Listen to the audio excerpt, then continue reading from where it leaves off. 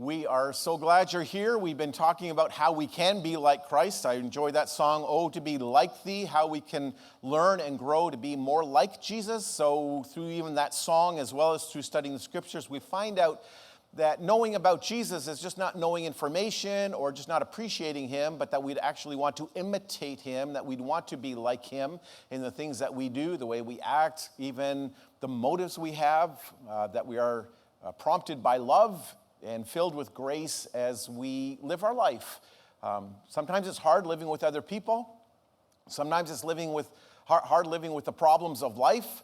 And sometimes it's just hard living with yourself, right? Because we always have, things going on and frustrations and difficulties and challenges. And other times we have times of celebration and joy and good times where we have a wonderful opportunity where we can be lifted in our spirit, instead of being dragged down by all the things that sometimes go wrong. So today, this is the last one in this series of to be like Jesus, or even just to like Jesus. It's certainly a growing process for us all. And as I was thinking about kind of where we go from here and what we would talk about today, I was thinking about how Jesus was always leading by example. Always leading by example. Now, we know that's hard because sometimes it's easy to teach. So I can stand up and teach a Bible class, or I can stand up and preach a sermon, and so I'm able to study and think and learn and even read commentaries and listen to what other people have done. So here we are with a lesson of what we ought to be doing. And oftentimes when I preach, almost all the time, I preach to myself before I preach to you, because there's a lot of lessons and learning and growing that I have to do. But I find it's a whole lot easier to talk about what we ought to be doing than actually be doing what we ought to be doing, right? It's easy to think about it, talk about it, explain it, study it, read it, So it's kind of the idea that having knowledge is sometimes easier than actually living that way. And I was thinking about Solomon. So in Tuesday morning Bible class, we're almost to the end of Ecclesiastes. And here this man, who was the wisest man who lived in the Old Covenant, and the reason we know he was the wisest, because God gave him the gift of wisdom. He asked, he had the one wish. It was kind of interesting. At camp, the kids were asked, well, what, if there's one thing you could do, one thing you could have, what would it be? No one asked for wisdom, and no one asked to be like Jesus, but that's okay. I'm thinking maybe if I asked you, you wouldn't, but I mentioned on Wednesday night, like when somebody wanted to be like Elon Musk, it's like, okay, so and I said this on Wednesday night, but the idea was, so that the child was asked in front of everybody, well, why would you want to be like him? Well, because he's so rich, the richest man. Well, what do you think that would mean? He's no more trouble, no more problems. And I mean, if you just even look at half the things Elon Musk, his whole life is trouble, right? He's got so much, he doesn't even know what to do with it all, and where do you put it, and how do you keep from losing it? So there's a lot. He's a busy guy. He's not free from trouble just because you have a lot of money. But that's where Solomon was, that what's your one wish? And he says, I want wisdom so I can lead the people of God. Lead your people, God. I want wisdom. And God gave him wisdom, and he gave him wealth. So here's a man full of wisdom, able to write a lot of the Proverbs that we read about, wrote the book of Song of Solomon, and wrote a love story called the Song of Songs. The book of Proverbs as well he wrote. So the idea is, had all this wisdom. But ultimately, we look at his life and we say he made a lot of very poor choices. A guy who's so smart just didn't do so well on making the application. And I don't know about you, but that's the way I am a lot. You don't always know the best thing to do, but once you decide to do something, it's like, well, that wasn't the right thing to do. But sometimes you do know what you ought to be doing. Like maybe even kids can relate to that. Well, I know what I'm supposed to do, I just didn't want to do it. Didn't feel like doing it. Well, the other kids weren't doing it. So we have all these reasons why we don't do it. But Jesus is a man who led by example. I know sometimes we talk about wanting to live, if only we'd lived back in the day when Jesus lived. And for me, it wouldn't be so much to see him do miracles, because I could, in my mind, imagine how the miracles were happening, or even how he was teaching, because I can read what he taught. But the reason I'd want to be there is because I'd like to see what he talked about, things that are not written in. When he sat down with the disciples, let's just go for lunch, right? Well, what did they talk about? Or, let's go to the house, and we'll eat at the house of the tax collector. and all of his friends. What do you talk about? You just talk Bible the whole time? Or do you say, how's tax collecting going? What do you do with all your money? I don't know. What do you talk about? How did Jesus, on a day-to-day level, experience? How did he interact? What did he say? Well, we don't really know. But sometimes it would be interesting to know his tone of voice. And even as we go through some of these scriptures today, was he sometimes scolding? Or was he just kind of saying it in a way that people would understand the lesson and they'd be able to comprehend? I know that sometimes parents can be disciplinarian to their children. In other words, they come across very firm and maybe very loud and very matter of fact. That's what some kids need. That's what I needed, right? If my parents, especially my dad, was gentle and soft, quiet voice, be like, he's not serious, right? But he was firm. But Jesus wasn't always firm when he talked to people. Sometimes it was just, hey, here's a lesson. What do you think? And so sometimes just the kind, gentle, gracious approach can change people's hearts just as much as something that comes across a little bit more threatening. Consequences, outcomes, negative discipline in your life. So we don't know exactly his tone or his attitude sometimes in teaching or even in correcting. But we want to look at a few examples of how Jesus led by example. And maybe one of the ones that comes to mind is in 1 Peter. And Peter there is talking about the persecution that the Christians are suffering. At the beginning of chapter 2, he talks about our reaction and our interaction with even the government. And of course, back then, the government was opposed to the church, persecuting the church and trying to destroy the church, maybe even at this point, to some extent, killing Christians. So how do you interact with the government? And then he talks about, even Christians that are slaves, how do they interact with their slave masters that are even unreasonable, mean, and harsh? How do you do that? And then Jesus kind of sums it this way, or Peter sums Jesus' life this way, if you think about it. For to this you've been called, because Christ suffered for you, leaving you an example that you might follow in his steps. He committed no sin, neither was deceit found in his mouth. So Jesus provided an example that we would follow him. Not just listen to his teaching. That's very important. Listen to his teaching. But not only listening to his teaching, but watch how he lived. Watch how he... So we are actually going to follow his example. So we understand there's a difference between teaching and example. So we may know that in parenting. It's sometimes easy to tell the kids, okay, kids, you need to learn how to get along. So this is how you can do it. Here's some ways that you can work on your strategy, and you can work on your attitude, and you can work on, making some resolution, So work on that, and then 2 minutes later, mom and dad arguing and fighting about something, right? So you did well at teaching them, but the example, I understand it's hard, right? So, but how do we model that? How do we live that so that not only are we saying, but we are leaving an example behind?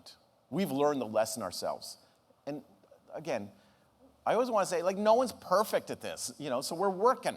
We're a work in progress trying to grow into being a better example, even as a Christian, maybe as an employee, maybe as a parent, or as a child, or a student, wherever we are, even as a church member.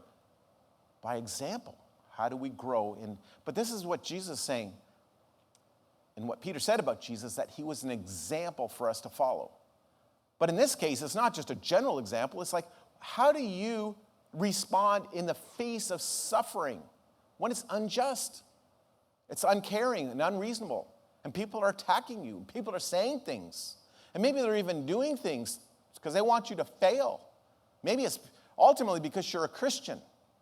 And he actually talks about this. He's not talking about somebody who's done something wrong and evil. If you break the law, you're going to pay consequences. You can't say, I'm suffering in the name of Jesus. No, you're suffering because you broke the law. But if you are suffering because of Jesus, how do you react? We should react like Jesus. And we can look at his life. How did he respond? With grace, compassion, loved people, forgave people, even the people that persecuted him. And that's how we should react. So not only did Jesus say, hey, you need to care for everybody, love everybody, be gracious to everybody, we can see in his life how he did it so that we could become like him. That's the idea, that he left us an example that we would follow in his steps. Some other verses that talk about his example.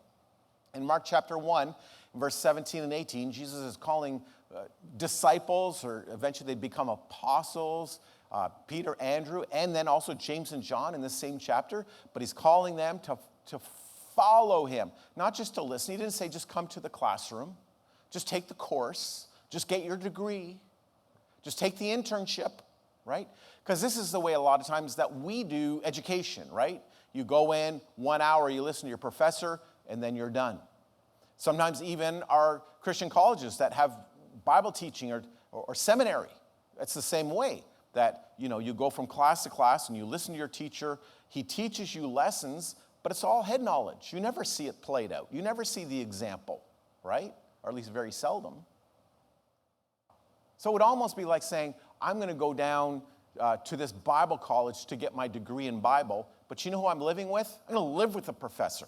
I'm going to watch his life. I'm going to be with him most of the time, not necessarily all the time, but most of the time. I'm going to see how he lives Christ. He's going to be able to model that. He's going to have a lot of time just for spontaneous teaching and lessons. But he's also going to be interacting with people, with his family, with his neighbors, with his friends, with other professors, with students. I'm going to see it all, how he lives. That'd be a great way to learn. But that's the way Jesus did. Come and follow me. Not just listen to me. Follow my example. Follow who I am. Become this person that I've called you to become. I'm going to make you into fishers of men. It's not a quick nor an easy thing. It's going to take some time and effort, blood, sweat, and tears. It's going to take these people being fully committed. I'm going to follow Christ. That's what he's called us to.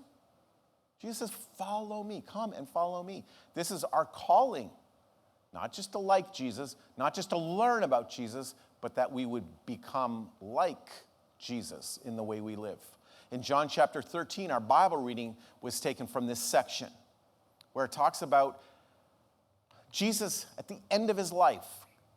So think about this. At the beginning, it's only been 3 years he'd been with the apostles, but he said, come and follow me, watch me. And we see throughout the Gospels, Jesus was always serving people and caring for people. He was the king, and yet he was very kind and gracious when he dealt with people, even his enemies, right? So here we see Jesus serving all the time and telling his disciples, you need to serve like I serve. And here at the end of his life, nobody wants to serve. Nobody wants to wash feet, because that's the job of the servant. So Jesus washes his disciples' feet. And they're feeling really embarrassed. They're feeling really bad. They're feeling humbled. Like, here he is, our teacher, washing our feet. Maybe I should have. But they didn't. And so what did he do? That's what it says, I've given you an example that you should also do just as I have done for you. And this is the idea when we learn and grow in Christ, that we be an example. Paul says to Timothy, you need to live your life following the example of Christ so people can see you and they can follow your example. It's not just in what you say, but it's how you live. Paul said in 1 Corinthians 11, he says, follow me as I follow Christ. Again, Paul's not saying he's perfect. There's areas where he's not following Christ quite accurately yet, right? He's human like we are. But as you see Christ living in me, follow that example.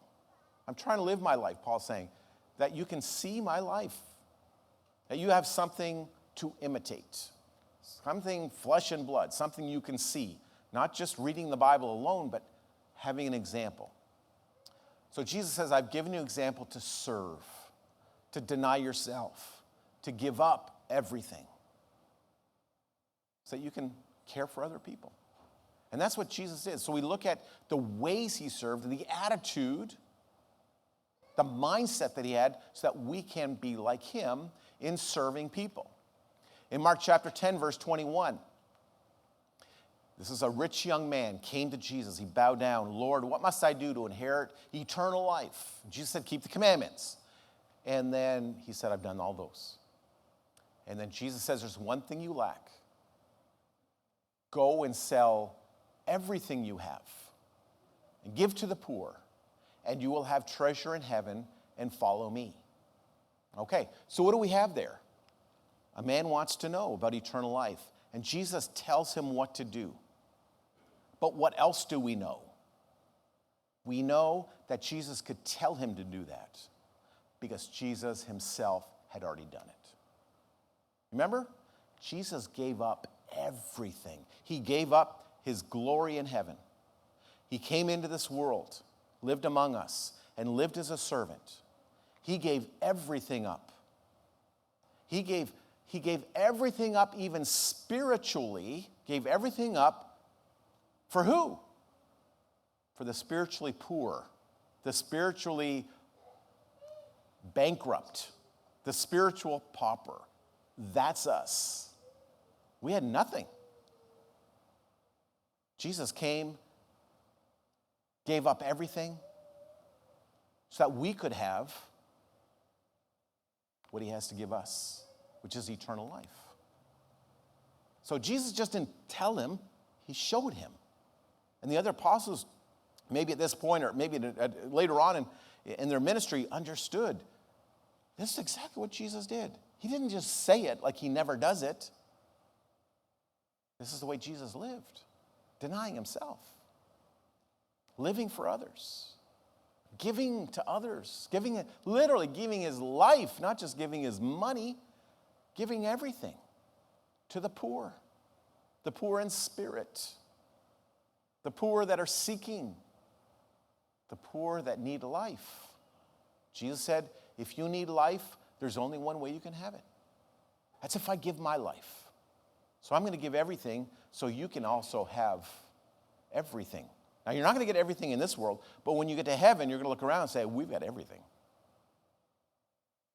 So Jesus modeled or gave an example exactly of what he's teaching here. So again, his lifestyle and his message are not two different things. They're married together. In Luke chapter 9, verse 23, this is what Jesus says to anybody. There's a whole group of people. It wasn't just the 12. Many people were following. The disciples, those are just followers. And Jesus said to all of them, if anyone would come after me, let him deny himself and take up his cross daily and follow me. That's kind of hard, isn't it? You think people think, well, who's going to do that? Is that even possible? Why would he ask us to do something that big? Because Jesus was going to do it. He's going to lead by example. You want to know what this looks like? You can get to the end of Jesus' life and find out that he gave everything up. And he died on the cross. So he's not asking us to do something that he has not done for us. Why? Because Jesus knew he had to lead by example. He just can't say it and then do something different. He's going to be faithful to God. He's going to be caring for us. And Jesus denied himself. At the beginning of this series, we looked at Philippians chapter 2, beginning in verse 5. Have this attitude in yourself that was also in Christ Jesus. So what is that saying? That's saying that we look at Jesus' life, not just his teaching, his life. That's what we try to imitate. That's what we model after. And Jesus, being in the very presence of God, did not consider equality with God something to be grasped, but he denied himself and became like human flesh, and he lived among us. And he took the very form of a bondservant, and he gave his life for us. Jesus died that we could have life. So is it too much that Jesus would say to us, you die to yourself? You carry your cross. And then what? Oh, one day there's going to be a resurrection. Now, Jesus' resurrection after he died was 3 days, but one day we're literally physically going to die, and then there's going to be the resurrection. And we too can go to the place where Jesus went. After he did this, he went to heaven. So is it too much to ask? Is it too hard? That's difficult. It's not always going to be easy because inside of us there's a piece, maybe a small piece or maybe a big piece. But I'm selfish. And I want it to be done my way. And I don't really like people that much. And I don't like following the rules. And maybe I'm really attracted to sin, to the world. Maybe it's to money. Maybe it's to pleasing people. Maybe it's some addiction. Yeah, sometimes it's hard to die to yourself. I'm guessing it's always hard. Anybody find it easy? Even, well, there's this one little spot. It's easy for me to die to myself. No, it's never easy. But this is what we are called to. It's what Jesus said. If you want to follow me. Today we would say if you want to be a Christian. See, being a Christian is not just going to church. And being a Christian is just not reading the Bible and praying every day. And being a Christian is not just being a nice person once in a while. Being a Christian is to die to yourself. Take up your cross. Live for Christ. And look forward to the resurrection. In 1 John chapter 4 and verse 9, another example statement. This is how God showed his love. He demonstrated. He led by example. This is how God showed his love for us, that he sent his one and only Son into this world that we might live through him. So the Father in heaven led by example. He says, this is what love looks like. It just doesn't in heaven going, you got to love one another. He says, I'll show you what love is. I'm going to give the very best. I'm going to give the one I love. I'm going to give all of myself for you. This is what love is, that God sent his Son into the world. What for? To die. Why did he do that? Because he loves us. What's the outcome going to be? That we would live through him. This example God set for us. What's our response? Follow his example.